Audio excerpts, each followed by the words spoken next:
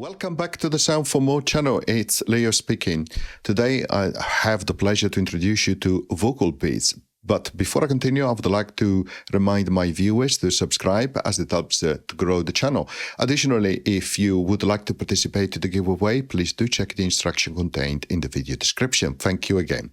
Okay, so we are inside vocalBeazz. So what is it? It's one of those apps which allows you to do a lot of things. You can sing along, for example, one of your songs. You can load one of your songs, extract parts, you can slow it down, remix it, and of course you can create also your own song.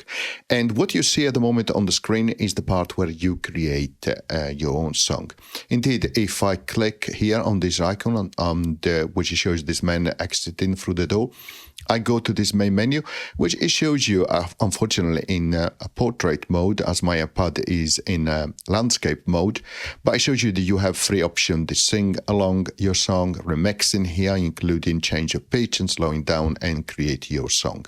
You can see as soon as I click on create song, it actually changes to a landscape mode, which is what we need in terms of recording. So I hope that changes actually in the future. Anyway, what you can see here on the screen is effectively the representation of a DAW. You have a number of tracks here on the left hand side, up to 32, which of course you can scroll up and down to see additional tracks. Then you have beats here, you have one measure, and then you have different beats, and then inside each beat you have steps. And of course, you can use pinch in and out to zoom in and out and see other bars. At the top here, you see the name of the song. So you click on it and you access this menu where you can see the local project, which you have different names, the dates when they've been created. You can delete them, share them here with these options, or share the MP3 version. You can click on the project name to change the name. You can go to the base cloud option. You can create a new one, duplicate, and of course exit from that view, from managing the project view. So here you have an option to actually load your onboard keyboard, which I'll show you how that works in a moment, and your mixing view as well. And this is where I recommend that you always check the volume of the master at the different tracks, because unfortunately some of the project and also the default project, as when you create a new one, you find the master level normally at max the first time you use it, which can be can give you undesirable results, of course, to your ears. Here you have also pad view where you can do a lot of different things. And the great thing of this app is that you have tape mode, and also you have this fantastic mode where you have all your step modes as well. So you can insert, for example, pieces of song or part of songs and then split them as well in different parts alongside steps, which is really fantastic. So I'll show you that in other tutorials. So this is just an introductory tutorial to show you what the app can do. Here you have transport control, the usual one for recording, playing. This one is the looping one. This one is for the metronome. Here you have a help. You click on it and then you click anywhere, and then it tells you a little bit about that that option or that button that you clicked on. You have access to settings here, and they're pretty basic, really. Bit per minute for the song, follow a song on playback, which you want to have normally active, some option for MIDI setting like Bluetooth, some audio settings, which is really nice in terms of your devices, and then of course the language. Okay, so let's listen to this first project.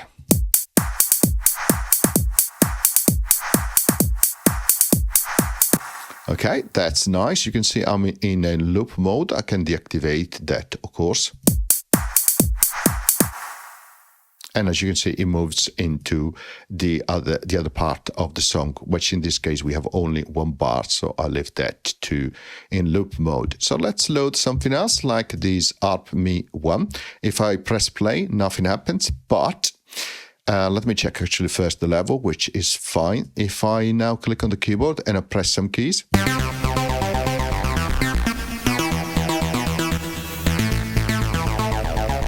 and that's quite nice. It shows you straight away something different compared to other DAWs in terms of what you can do. So you can use what has been defined here on the tracks to actually respond to the keys of the internal keyboard, or indeed on external device as well, which is quite cool. Really nice. Heavy on LFO. Let's try this one.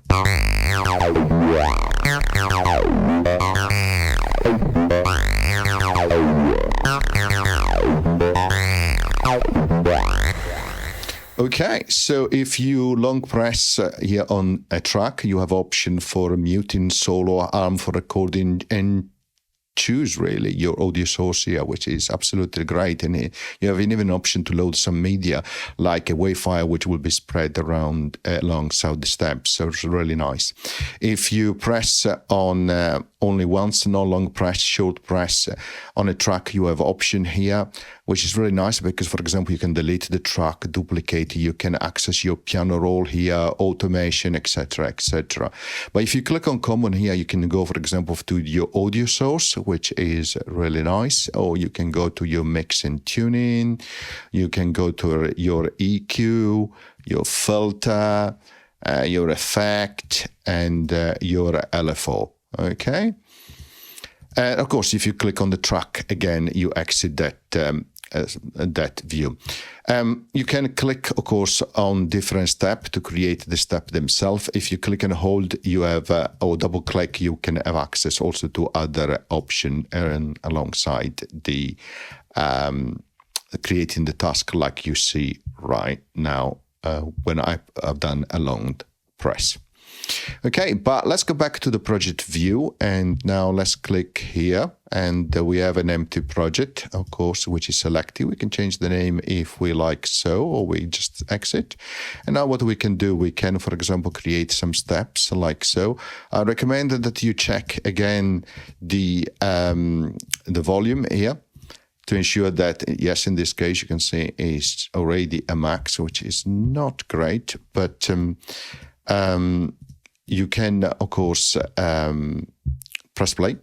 And the first time you hear the sound of synthesizer, so click on track 1, go on common, go on source, and you see sawtooth there. Click on sawtooth here, and then you have this subcategory. For example, let's press kick, and now let's press play. Let's enable looping. And of course, I can change the type of sample here.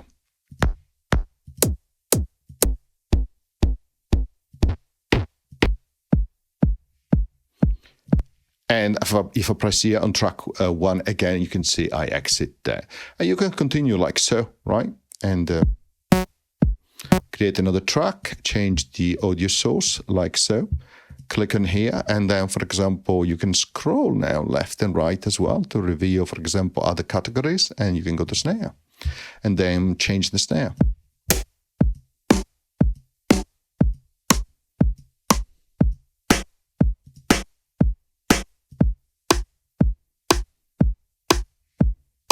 And so on and so forth, right? So you can go to the next track, and you could continue to create other things as you prefer. Okay, so for example, again, you have always that synth by default. So click on common source, and then okay, change that to hi-hat, and then play.